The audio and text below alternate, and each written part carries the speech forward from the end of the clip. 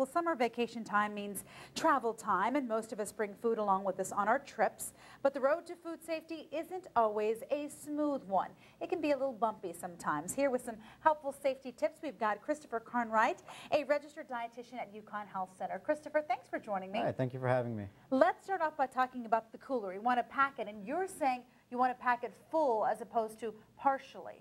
Right, if your cooler is not completely filled, you want to fill it as much as possible with ice to keep it outside of the danger zone, 41 to 140 degrees for as long as possible. Okay. When you're out in hot weather, let's say 90 degrees plus, how long can you keep food out? Okay, so keeping food outside of that danger zone, you don't want to do for more than 2 hours. If it's been outside of the danger zone, like the temperatures I mentioned, dispose of it. Okay, what do we have here?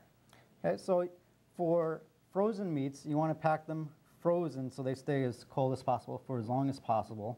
And then when you pack, you also want to separate any raw meats from already cooked foods or ready to serve foods like fruits and vegetables. That makes sense. And you don't want any cross-contamination, the juice possibly from this raw meat to get on your ready-to-eat foods. You're saying with the cooler, you obviously want to keep it in a shady area. When you're at the beach, let's say, you're saying you could just stick it in the sand and then you throw a...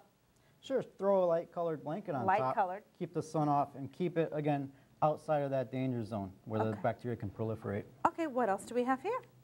Okay, so after you packed your food and you've held it inside the proper temperature, when you're cooking your food, you want to heat the inside of your meat, ground beef in particular, to 165 degrees using a meat thermometer to make sure it's safe to eat. You really don't want to go by visual inspection. We have about 30 more seconds, so anything else you want to add? Any more tips? Okay, so mixed food, maybe the mayonnaise in this macaroni salad, still it's safe to bring on your trip as long as, again, you keep it outside of that danger zone. Okay, nothing's worse than getting food poisoning when you're out having fun with the family, right?